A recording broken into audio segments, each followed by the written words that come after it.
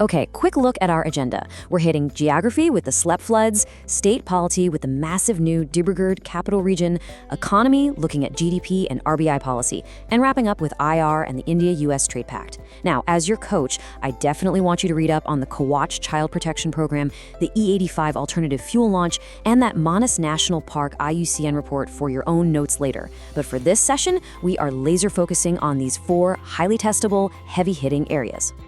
All right, Section 1, Geography.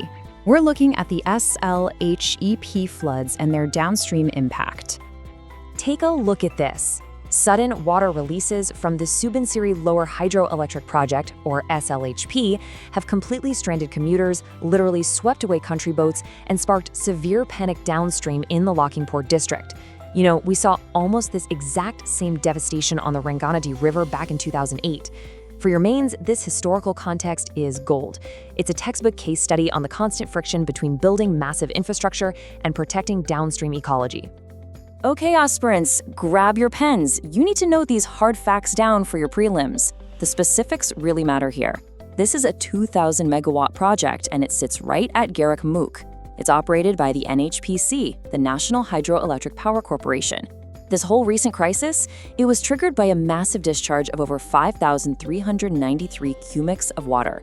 You've absolutely got to map the affected downstream areas too, places like Pub Talahi and Balijan in Lakhimpur district. Examiners absolutely love testing geographic locations linked to recent crises. Moving right along to Section 2, Polity, we're talking about Dibrugarh, our newly minted second state capital region. We all know acronyms are highly testable in prelims, right? So lock this one in. SCRDAD, that's the Second State Capital Region Development Authority, Dibrugarh. It was just formed to oversee the expansion of this new region. The big takeaway here is the sheer geographic and administrative scope. This authority is tasked with managing a massive 20-kilometer radius right around the Dibrugarh capital complex. It's a huge push toward decentralizing growth away from just Guwahati. And the governance side of this is really fascinating. This authority is going to be headed directly by the incumbent MLA of Dibrugarh. That ensures direct local political accountability for urban expansion and mapping out new growth corridors. Plus, they are putting their money where their mouth is, backing this with a massive 500 crore rupee budget sourced straight from line departments. If you get an essay prompt about urbanization and regional development in Assam, this is your perfect real-world example to cite. All right, Section 3, Economy. We're diving into national macroeconomics, specifically GDP and the RBI. So the National Statistical Office just reported that India's full-year GDP growth for fiscal year 26 stands at a very robust 7.7%.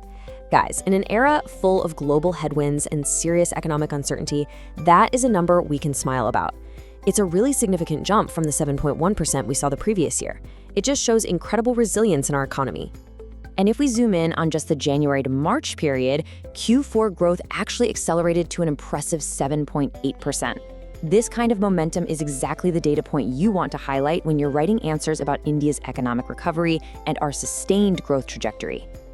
Let's look under the hood to see what's driving this.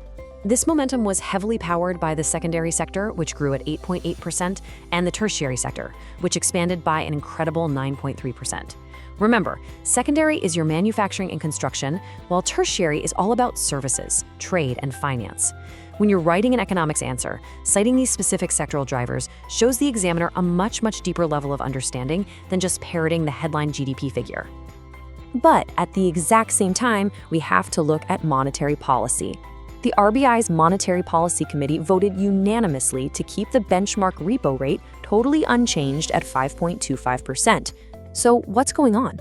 Growth is surging, but the central bank is holding completely steady on interest rates. Why do you think that is? Well, the answer is insulation. The RBI has retained a strict neutral stance. They're actively trying to protect our economy from external shocks, specifically the ongoing conflict in West Asia. Think about it. India imports over 80% of its crude oil. Any disruption to those global supply chains or any spike in energy prices is an immediate threat to us. So this is a classic macroeconomic balancing act. They're trying to let domestic growth run while defending our borders against imported inflation. Now, this comparison is absolutely critical for your mains analysis. On one side, the NSO confirms a highly optimistic 7.7% growth for FY26, driven by really strong domestic consumption and investment. But on the flip side, the RBI is projecting a much more tempered, cautious 6.6% for FY27.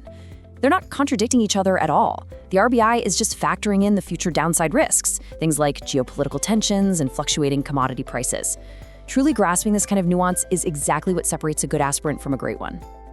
Finally, Section 4, International Relations. Let's look at the India-US bilateral trade situation. You'll want to track this timeline carefully. The broad framework was initially agreed upon back in February. Then, following some really constructive talks in Delhi, led by India's chief negotiator Darpan Jain and his US counterpart Brendan Lynch in early June, we are now expecting the execution of the first phase of this interim pact by mid-July. Both nations are moving incredibly fast to tie up all the loose ends here. For your exam, you really need to grasp the give and take of this deal. It's a total strategic balancing act. India is agreeing to reduce tariffs on U.S. industrial and agricultural goods. But in exchange, we secure a massive competitive advantage, preferential access to the U.S. market over our regional competitors like Sri Lanka and Bangladesh. On top of that, India is committing to buy a staggering $500 billion worth of U.S. energy, aircraft, and tech over the next 5 years. Make no mistake, this isn't just economics. This is a monumental geopolitical alignment. So, let's synthesize everything we've talked about today. From the devastating floods caused by the Gurukhamukh Dam to the RBI's ongoing battle against imported inflation. How must India balance this demand for rapid infrastructure and economic growth with the really harsh realities of ecological vulnerability and economic stability? I want you to take a moment and truly ponder that for your mains answer writing practice this week. And hey, don't forget to review those extra topics like the Kawach program and the E85 Flex Fuel rollout for your complete daily prep. Thanks so much for joining me for this study session. Keep revising those key facts, keep up that laser-focused preparation, and I'll catch you in the next explainer.